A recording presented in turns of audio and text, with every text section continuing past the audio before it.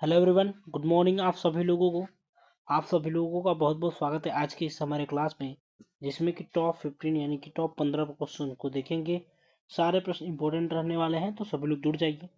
Class को एक बार share कर देंगे। जो लोग भी क्लास में पहली बार जुड़े हैं तो प्लीज़ चैनल को सब्सक्राइब करेंगे, बेल आइकन को प्रेस करेंगे, ताकि वीडियो का नोटिफिकेशन डेली आप सभी लोगों को मिल सके। और जो लोग भी जुड़े हैं सभी लोग लास्ट तक बने रहिएगा। एक बार जल्दी से क्लास को आप लोग शेयर करिए, फिर हम लोग चलते हैं आज के फर्स्ट क्वेश्चन को देखते हैं। पहला प्रश्न देखेंगे क्या है। तो पहला प्रश्न, ठीक है, रोग के फैलाव का नियंत्रण किस प्रकार का प्रिवेंशन है। तो किस प्रकार का रोकथाम पूछा गया है आप लोगों से। ठीक है, प्रिवेंशन क्या होता है, रोकथाम वो पूछा गया है। रोग के फैलाव के नियंत्रण का किस प्रकार का प्रिवेंशन है, तो बताना है आप लोगों को। ठीक है, प्राथमिक, द्वितीयक, तृतीयक या चतुर्थ क्या हो जाएगा यहाँ पे, प्राथमिक हो जाएगा। राइट आंसर क्या होगा, फर्स्ट ऑप्शन ए हो जाएगा। यानी कि प्राथमिक रोकथाम का मतलब क्या होता है, तो बीमारियों या चोटों जैसी स्वास्थ्य समस्याओं के होने कि पहले उनके बचाव करना। ठीक है, पहले उनका बचाव करना, जैसे टीकाकरण के द्वारा करेंगे। खराब आदतों को बदलना या खत्म कर देना। ठीक है, खराब स्वास्थ्य वाले पदार्थों या ठीक पदार्थों को जैसे फास्ट फूड वगैरह छोड़ना, उससे पहले छोड़ देना, ताकि ठीक है स्वास्थ्य खराब ना हो। ठीक है, भोजन विकारों के शुरुआती दौर में ही रोकना। ठीक है, ये सब सारी चीजें होती हैं। ठीक है, देखिए, और प्राथमिक उपचार के टीकाकरण के द्वारा भी इसे रोका जा सकता है, तो ध्यान रखिएगा। आगे बढ़िए, नेक्स्ट क्वेश्चन को देखेंगे। लोकिया के निर्वहन किसके दौरान होता है। लोकिया का निर्वहन, ठीक है, तो कब होता है, महामारी, गर्भावस्था, प्रसव काल या स्तनपान। तो क्या हो जाएगा इसका राइट आंसर, ऑप्शन सी हो जाएगा दोस्तों। यानी कि देखिए, लोकिया प्रसव के बाद योनि से होने वाला रक्तस्राव होता है। क्या होता है, लोकिया जो है प्रसव जब हो जाता है उसके बाद योनि से होने वाला रक्तस्राव होता है। लोकिया का निर्वहन कब होता है, तो लोकिया का निर्वहन कब होता है दोस्तों, तो प्रसव के बाद होता है। यह प्रसव के बाद लगभग 3 से 6 सप्ताह तक रहता है। कब रहता है, तो प्रसव के बाद 3 से 6 सप्ताह तक रहता है। ये चीज ध्यान रखना है। लोकिया में रक्तस्राव जो है गर्भावस्था की परत से निकलने वाले उत्तक और बलगम होता है। प्रसव के बाद पहले कुछ दिनों तक लोकिया का रंग गहरा लाल होता है। ठीक है, क्या होता है, लोकिया का रंग गहरा लाल होता है। एक बार तीनों बताइए। ठीक है, लोकिया के प्रकार को आप लोगों को कमेंट बॉक्स में लिखना है, क्योंकि मैंने इसका पहले आप लोगों को बता दिया है। ठीक है, पहले ही आप लोगों को बता दिया इसका सारा डिटेल रूप में। तो एक बार कमेंट बॉक्स में सभी लोग लिखेंगे लोकिया के बारे में फुल डिटेल। देखिए, लोकिया में कुछ छोटे ठीक है, क्या होते हैं, कुछ छोटे रक्त के थक्के जो बेर से बड़े नहीं होते हैं, सामान्य होते हैं। ठीक है, देखिए क्या होता है, लोकिया में वृद्धि, ठीक है, सुबह उठते समय, शारीरिक रूप से सक्रिय होने पर या स्तनपान कराने में महसूस हो सकता है। देखिए, ऑप्शन क्या आ जाएगा आप लोगों का, सी हो जाएगा। लोकिया का निर्माण किसके दौरान, तो प्रसूतर काल के दौरान होगा, यानी कि प्रसव के बाद। आगे बढ़िए, बताएंगे। ठीक है, एक बार बताइए, गर्भावस्था में सर्वाधिक प्रचलित वाल्वुलर रोग। ठीक है, तो यहाँ पे वाल्वुलर रोग पूछा गया आप लोगों से, तो सभी लोग जल्दी से बताएंगे। ठीक है, तो क्या हो जाएगा यहाँ पे राइट आंसर, आप लोगों का राइट आंसर हो जाएगा क्या, ठीक है, ऑप्शन हो जाएगा बी, यानी कि माइट्रल वाल्व का संकुचन। ठीक है, क्या होता है यहाँ पे, माइट्रल वाल्व का संकुचन और महाधमनी वाल्व में हो जाएगा यहाँ पे। तो यहाँ पे क्या हो जाएगा, सबसे ज्यादा समस्याएं होती है कब, तो वाल्वुलर रोग में सबसे ज्यादा समस्याएं माइट्रल वाल्व का संकुचन हो जाएगा यहाँ पे राइट आंसर। ठीक है, ये देखिएगा। ठीक है, चलिए आगे बढ़िए। देखिए यहाँ पे माइट्रल वाल्व क्या होता है, तो माइट्रल अपर्याप्तता। ठीक है, तो माइट्रल वाल्व हो जाएगा यहाँ पे ऑप्शन बी राइट आंसर हो जाएगा। चलिए फोर्थ नंबर को देखिए, बताइए, गर्भ समापन अधिनियम। ठीक है, तो सभी लोगों को बताना है, एमटीपी के बारे में बताइए। ठीक है, सभी लोग बताएंगे एमटीपी एक्ट कब, किस वर्ष पारित किया गया था। तो सभी लोग फोर्थ का आंसर करिए। ठीक है, और एमटीपी का फुल फॉर्म कमेंट बॉक्स में सभी लोग बताएंगे, क्योंकि आसान है, काफी आसान है, गर्भ समापन अधिनियम। ठीक है, बताइए सभी लोग क्या हो जाएगा, तो फटाफट से आंसर करिए, क्या हो जाएगा, कब हुआ था। तो ये हुआ था, ऑप्शन बी हो जाएगा, यानी कि 1971 में। तो कब इसे, तो अगस्त, 10 अगस्त को, ठीक है, 10 अगस्त को, 10 अगस्त 1971 को इसे पारित किया गया था। ठीक है, यह अधिनियम संख्या कितना, 34 था। इस कानून के तहत क्या होगा, कुछ खास परिस्थितियों में महिलाएं सरकारी अस्पताल या सामान्य से, सरकार से मान्यता प्राप्त किसी भी अस्पताल में गर्भपात करा सकती है। इस कानून का उद्देश्य क्या था? तो सुरक्षित गर्भपात होने से, सुरक्षित असुरक्षित गर्भपात होने से होने वाली मौतों और बीमारियों को कम करना। यानी कि देखिए, असुरक्षित जो गर्भपात होता था उससे जो मृत्यु होता था उसका रोकना इसका उद्देश्य था एमटीपी एक्ट का, ध्यान रखिएगा। चलिए आगे बढ़िए, नेक्स्ट क्वेश्चन को देखेंगे। फिफ्थ नंबर बताएंगे, अल्फा फीटोप्रोटीन का उच्च स्तर किसके निदान के लिए है? तो सभी लोग बताएंगे अल्फा फीटोप्रोटीन क्या होता है। तो एक प्रकार का परीक्षण है जो कि भ्रूण की असामान्यताओं, यकृत विकार और कुछ तरह के कैंसर का पता लगाने के लिए किया जाता है, अल्फा फीटोप्रोटीन टेस्ट। ठीक है, तो यहाँ पे सभी लोग जल्दी से बताइए, आंसर करिए, क्या हो जाएगा? तो ऑप्शन बी हो जाएगा हिपोटोमा। तो अल्फा फीटोप्रोटीन का उच्च स्तर किसके निदान के लिए किया जाता है? तो हिपोटोमा के निदान के लिए किया जाता है। ठीक है, तो ध्यान रखना है यहाँ पे आप लोगों को। चलिए ठीक है, आगे बढ़ते हैं, नेक्स्ट क्वेश्चन को देखेंगे। छठा नंबर बताएंगे, रक्त कैंसर के लिए निम्न में से कौन सा रोग लक्षण सांकेतिक है? तो रक्त कैंसर के लिए सभी लोग जल्दी से बताइए, क्या हो जाएगा? ठीक है, तो सभी लोग यहाँ पे बताइए जल्दी से, क्या हो जाएगा? ठीक है, रक्त कैंसर के लिए निम्न में से कौन सा लक्षण सांकेतिक है? ठीक है, स्तन बढ़ जाना, स्तन की नाजुकता, या क्या होगा? सभी लोग एक बार जल्दी से बताएंगे। ठीक है, या निपलों का कालापन होगा, निपलों से एक तरफा रक्तस्राव। ठीक है, तो बताइए रक्त कैंसर के ठीक है कई सांकेतिक लक्षण होते हैं, जैसे कि स्तन में गांठ या मोटापा, स्तन का आकार में बदलाव होगा, स्तन की त्वचा में गाढ़ा या सिकुड़न, निप्पल से दूध के अलावा स्राव। ठीक है, तो इसमें राइट आंसर क्या हो जाएगा? छठे नंबर का क्या होगा?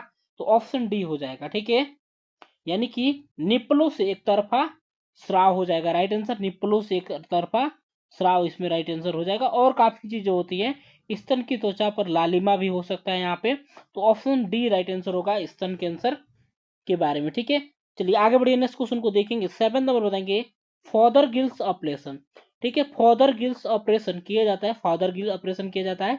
ठीक है, सर्विक्स टीयर में, सर्विक्स कैंसर में, यूटेरिन संक्रमण या यूटेरिन प्लेस। तो क्या हो जाएगा? फादर गिल ऑपरेशन जो होता है गर्भावस्था के आगे बढ़ने के इलाज के लिए किया जाता है। ठीक है, सॉरी, किया जाने वाला एक प्रकार का शल्य प्रक्रिया है। इसमें मैनचेस्टर ऑपरेशन के नाम से भी जाना जाता है, तो इसको क्या मैनचेस्टर ऑपरेशन के नाम से भी जाना जाता है। तो ध्यान रखिएगा यहाँ पे क्या हो जाएगा? ठीक है, यह ऑपरेशन गर्भपात को सुरक्षित करने के लिए किया जाता है। ठीक है, तो यहाँ पे क्या हो जाएगा? इसमें देखिए, इसमें क्या होता है, इसकी प्रक्रिया क्या होता है? तो फैलाव और क्यूटरेजेस हो जाएगा। और यहाँ पे देखिए क्या हो जाएगा, 7 का क्या होगा? ऑप्शन डी हो जाएगा, यूटेरिन प्रोलेप्स हो जाएगा राइट आंसर। क्या हो जाएगा? ठीक है, यूटेरिन प्रोलेप्स हो जाएगा यहाँ पे राइट आंसर। ये क्या होता है? ये तब होता है जब गर्भाशय अपनी समान स्थिति से नीचे खिसक जाएगी, तो क्या होता है? यूटेरिन प्रोलेप्स उसे कहा जाता है। ठीक है, तो ये चीज ध्यान रखना है। ठीक है, और सर्वाइकल टीयर क्या होता है? सॉरी, सर्वाइकल या सर्विकल टीयर, तो गर्दन की हड्डी में होने वाला एक छोटा सा, ठीक है, आंसू होता है। इसे ग्रीवा, ठीक है, बलई आंसू या ग्रीवा कुंडलाकार आंसू के नाम से भी जाना जाता है। ठीक है, सर्वाइकल कैंसर क्या होता है?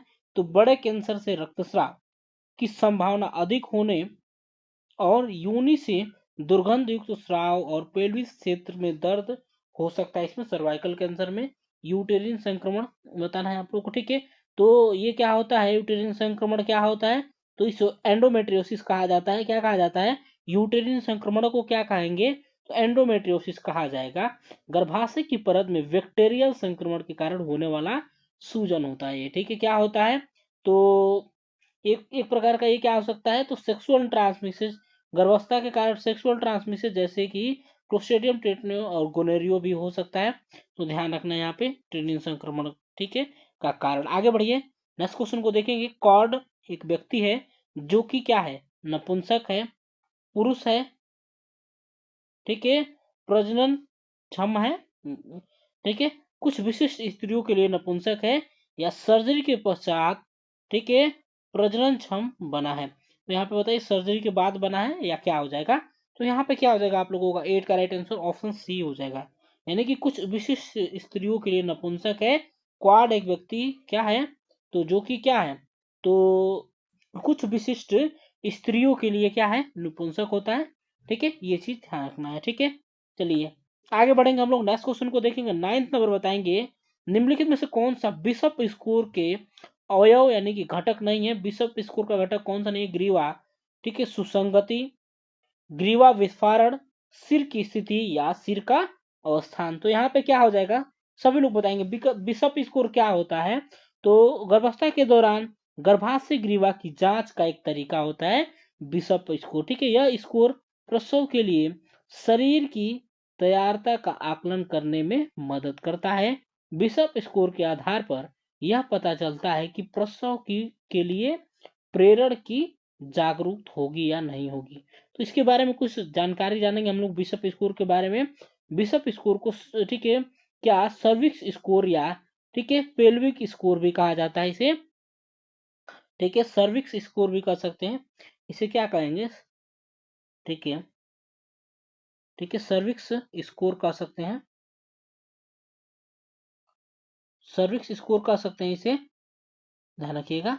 या इसे क्या कह सकते हैं? तो pelvis, sorry pelvic, pelvic score भी कर सकते हैं इसे। ठीक है, पेल्विक स्कोर भी इसे कहा जा सकता है। इसे प्रस्तुति एवं स्त्री रोग, ठीक है, एमेरिटस प्रोफेसर एडवर्ड बिशप के द्वारा विकसित किया गया था। तो किसके द्वारा? एडवर्ड बिशप के द्वारा किया गया था। तो इसका राइट आंसर क्या हो जाएगा? ऑप्शन डी होगा।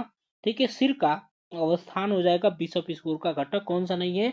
तो बिशप स्कोर में 0 से 13 तक होता है। ठीक है, ज्यादा से ज्यादा स्कोर क्या होता है? 13 होता है, जिसका मतलब है कि प्रसव जल्दी होने की संभावना होती है। ठीक है, तो ये चीजें ध्यान रखना है। और कम से कम स्कोर होने पे क्या होगा? सी सेक्शन यानी सीजेरियन सेक्शन के संभावनाएं बढ़ जाती हैं। तो ध्यान रखिएगा। चलिए आगे बढ़ेंगे, नेक्स्ट क्वेश्चन को देखेंगे। निम्नलिखित में से कौन सा ईसीटी के लिए संकेत है? ठीक है, इलेक्ट्रोकार्डियो, ठीक है, ईसीटी के बारे में सभी लोग बताएंगे। ठीक है, ठीक है, क्या है? तो इलेक्ट्रोकन्वल्सिव थेरेपी के बारे में बताइए सभी लोग जल्दी से, क्या हो जाएगा? ठीक है, तो संकेत आत्महत्या के खतरे के साथ गंभीर अवसाद, गंभीर उन्माद, ठीक है, अतार्किक भय या बातोन्माद। तो यहाँ पे सभी लोग बताएंगे 10th का क्या हो जाएगा दोस्तों। तो ईसीटी के कई कई सारे संकेत होते हैं, जैसे कि गंभीर अवसाद हो जाएगा, ठीक है, दीर्घ विकार हो जाएगा, ठीक है, सिजोफ्रेमिया होगा, सिजोफेक्टिक डिसऑर्डर होगा, ठीक है, कई सारी चीजें होगा, जैसे कि क्रोनिक भ्रम या मति भ्रम जिसे कहेंगे डिल्यूजन। तो यहाँ पे क्या हो जाएगा? तो ध्यान रखिएगा, ऑप्शन क्या हो जाएगा यहाँ पे? ए हो जाएगा, यानी कि आत्महत्या के खतरे के साथ गंभीर अवसाद जो ईसीटी के लिए संकेत है, यानी कि ठीक इलेक्ट्रोकन्वल्सिव थेरेपी एक प्रकार का दुर्धर्व विकार है, सिजोफ्रेमिया और अन्य मानसिक स्वास्थ्य स्थितियों के इलाज में किया जाता है। ठीक है, ठीक है, और इन, ठीक है, उनके लिए किया जाता है जिस, ठीक है, जिसमें अवसाद क्या है, दवाओं से ठीक नहीं हो सकता है, उसमें किया जाता है ईसीटी। चलिए आगे बढ़िए, यहाँ पे बताइए। ठीक है, मनोरोग विज्ञान में प्रयुक्त अवसाद यानी कि डिप्रेशन की सबसे सटीक परिभाषा। मनोरोग विज्ञान में प्रयुक्त अवसाद यानी कि डिप्रेशन की सबसे सटीक परिभाषा है किसी प्रिय वस्तु के खोने की प्रतिक्रिया में मनोदशा में गड़बड़, ठीक है, भावनात्मक आवेगों पर नियंत्रण की पूर्ण हानि, निर्णय लेने या कार्य करने में असमर्थता या निराशा के परिणाम स्वरूप मनोदशा में गड़बड़। तो यहाँ पे 11 का क्या हो जाएगा? 11वें का सभी लोग जल्दी से आंसर करिए, और एक बार क्लास को सभी लोग शेयर करेंगे। जो लोग भी क्लास में लास्ट में जुड़े हैं ना, बाद में जुड़े हैं, तो जितने भी प्रश्न आपके छूटे हुए हैं तो उसको आप लोग शुरू से जाके देखिएगा। ठीक है, और देखिए ये हमारा पार्ट नंबर 17 होगा। इससे पहले 16 पार्ट, मतलब 15-15 क्वेश्चन के 16 पार्ट आपके हो चुके हैं, तो उसको आप लोग देखिएगा। ठीक है, उसको आप लोग जरूरी से जाके देखिएगा। और यहाँ पे 11वें का सभी लोग आंसर करिए, क्या हो जाएगा? तो यहाँ पे होगा आप लोगों का ऑप्शन ए हो जाएगा, यानी कि किसी प्रिय वस्तु के खोने की प्रतिक्रिया में मनोदशा में गड़बड़, जिसे क्या कहेंगे? डिप्रेशन कहेंगे। ठीक है, डिप्रेशन कहेंगे, ध्यान रखिएगा। चलिए, तो क्या हो जाएगा? डिप्रेशन उसे कहा जाता है किसी प्रिय वस्तु, मान लीजिए कि कोई भी आपका बहुत प्रिय है, ठीक है, और मान लीजिए वो आपको छोड़ दे रहा है, ठीक है, ऐसी कुछ चीजें होती है। आजकल के जमाने में देखा होगा, ब्रेकअप वगैरह वाला सुना होगा आपने, तो उसमें ज्यादातर डिप्रेशन की संभावनाएं रहती है। ठीक है, ये चीजें ध्यान रखना है। ठीक है, चलिए आगे बढ़े, 12th नंबर को देखेंगे। हेलोपेरिडोल का मुख्य दुष्प्रभाव आप लोगों को बताना है। ठीक है, हेलोपेरिडोल का, ठीक है, मुख्य दुष्प्रभाव क्या है? ठीक है, तो सभी लोग जल्दी से बताएंगे। उन्नीदापन है, शुष्क मुख है, पिरामिड बाह्य प्रतिक्रिया है, या क्षुधा नाश है। तो सभी लोग एनोरेक्सिया जिसे कहेंगे। सभी लोग एक बार आंसर करिए। 12th का क्या हो जाएगा, 12वें नंबर का बताइए। ठीक है, 12th का सभी लोग आंसर करिए। ठीक है, हेलोपेरिडोल क्या होता है, तो यह कुछ ऐसी स्थितियों के उपचार करता है जो गति को प्रभावित कर, जैसे कि गंभीर, ठीक है, टरेट सिंड्रोम में करता है ये। ठीक है, इसको यूज किया जाता है। तो यहाँ पे क्या हो जाएगा, ऑप्शन क्या हो जाएगा 12 का, ऑप्शन सी हो जाएगा, यानी कि पिरामिड। क्या होगा, पिरामिड बाह्य प्रतिक्रिया हो जाएगा। क्या हो जाएगा, पिरामिड बाह्य प्रतिक्रिया हो जाएगा। हेलोपेरिडोल का मुख्य दुष्प्रभाव क्या होता है, तो ऑप्शन सी आप लोगों का राइट आंसर हो जाएगा। ठीक है, आगे बढ़िए। 13 नंबर को देखेंगे। काल्पनिक अनुभूतियां कहलाती हैं। काल्पनिक अनुभूतियां मिथ्या विश्वास, मिथ्या बोध, भ्रम यानी कि इल्यूजन, जादुई सोच यानी कि मैजिकल थिंकिंग जो होता है ना, जादू टोना वाला सोच कर रहे हैं। काल्पनिक अनुभूतियां यानी कि अपने मन से कुछ भी बनाते रहना, दिमाग में कुछ भी चीजें, ठीक है, सोचते रहना। ठीक है, उसे कहेंगे काल्पनिक अनुभूति, यानी कि कल्पना करना किसी चीज के बारे में जो कि वास्तविकता है नहीं। ठीक है, जो कि वास्तविकता है नहीं उसके बारे में सोचते रहना, उसे कहा जाता है। यहाँ पे बताइए थर्ड का क्या हो जाएगा, ऑप्शन बी हो जाएगा, मिथ्या बोध हो जाएगा। क्या हो जाएगा, ऑप्शन बी हो जाएगा, यानी कि मिथ्या बोध यानी कि हेलुसिनेशन जिसे कहते हैं। ठीक है, यानी कि वास्तविक में है नहीं, उसकी कल्पना करना। यानी कि देखिए, आपके पास जो चीज नहीं है उसकी कल्पना करना कि मैं यहाँ चला जाऊंगा, ठीक है, मैं जाके चांद पे घर बना लूंगा अपना चांद में। ठीक है, ये होता है काल्पनिक अनुभूतियां, यानी कि कल्पना करना किसी चीज का। तो ऑप्शन बी हो जाएगा, उसे मिथ्या बोध कहेंगे। आगे बढ़िए, एनोरेक्सिया नर्वोसा के बारे में बताइए। एनोरेक्सिया नर्वोसा सबसे गंभीर जटिलता है। तो मृत्यु का जोखिम इसमें होता है, सहवर्ती अवसाद होता है, कमजोर पारिवारिक संबंध, ये गलत है, सामाजिक पृथक्करण, ये भी गलत है।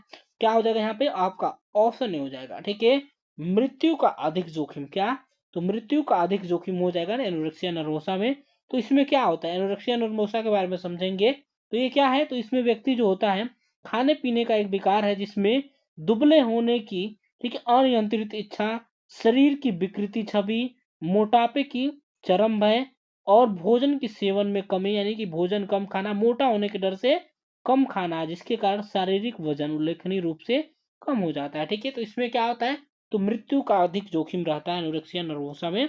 यानी कि खाने से बात किया जाए ना तो समझिए कि एनोरेक्सिया नर्वोसा है। आगे बढ़िए, लास्ट क्वेश्चन को देखेंगे।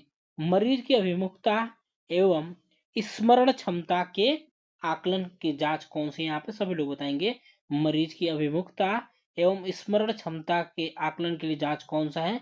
ठीक है, तो सभी लोग यहाँ पे बताएंगे, वेक डिप्रेशन इन्वेंट्री, ठीक है, थीमेटिक एप्रिसिएशन टेस्ट, या मिनी मेंटल टेस्ट एग्जामिनेशन, या मिलियन क्लिनिकल मल्टी एक्लियम, ठीक है, सॉरी, क्या मल्टी एक्सियम इन्वेंट्री। तो यहाँ पे क्या हो जाएगा, 15 का क्या होगा, ऑप्शन बी हो जाएगा, यानी कि क्या होगा, तो थीमेटिक एप्रिसिएशन टेस्ट हो जाएगा राइट आंसर आप लोगों का।